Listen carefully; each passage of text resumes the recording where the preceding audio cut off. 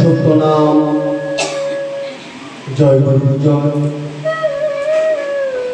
শুভ মধ্যাহ্ন। আর এই শুভ মধ্যাহ্ন বেলায় এখানে উপস্থিত আছেন আমার আদি শক্তি মহামায়াতুল্য মাতৃমণ্ডলীগণ। এখানে আরো উপস্থিত আছেন আমার শিবতুল্য পিতৃমণ্ডলীগণ। সকলের রাতুল চরণে শুভ প্রণাম জানাচ্ছি।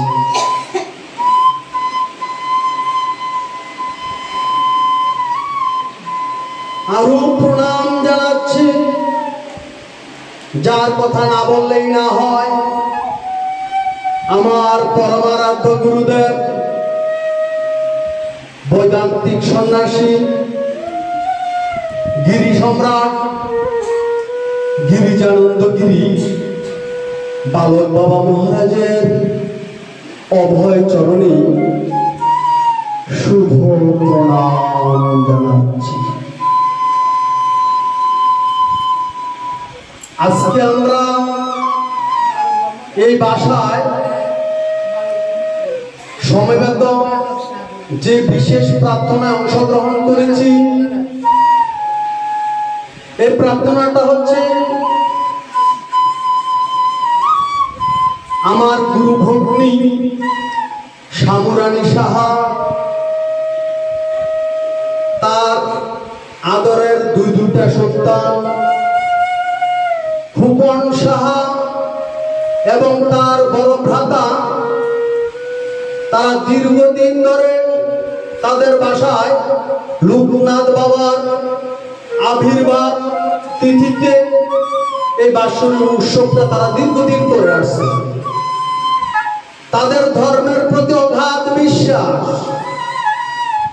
তাদের গুরুদেবের প্রতি অগাধ বিশ্বাস। এই লোকনাথ বাবা হচ্ছে শিব কল্পতরু। তিনি শিব শক্তি আহরণ করেছেন, শিবত্ব প্রাপ্ত হয়েছেন এই লোকনাথ বাবা।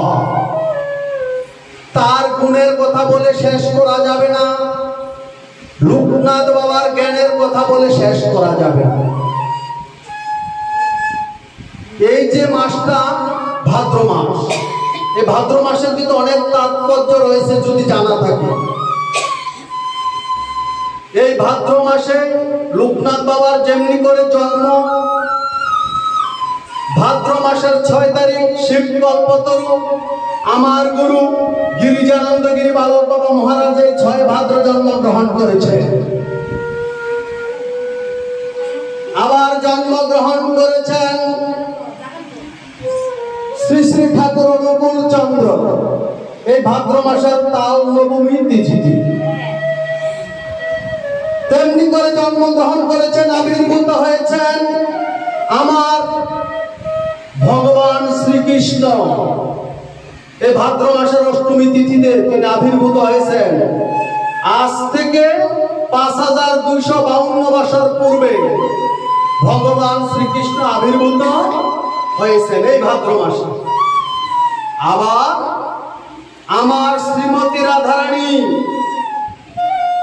এই শ্রীমতী রাধারানী এই ভাদ্র মাসে আবির্ভূত হয়েছে। এই ভাদ্র মাসের অনেক তাৎপর্য।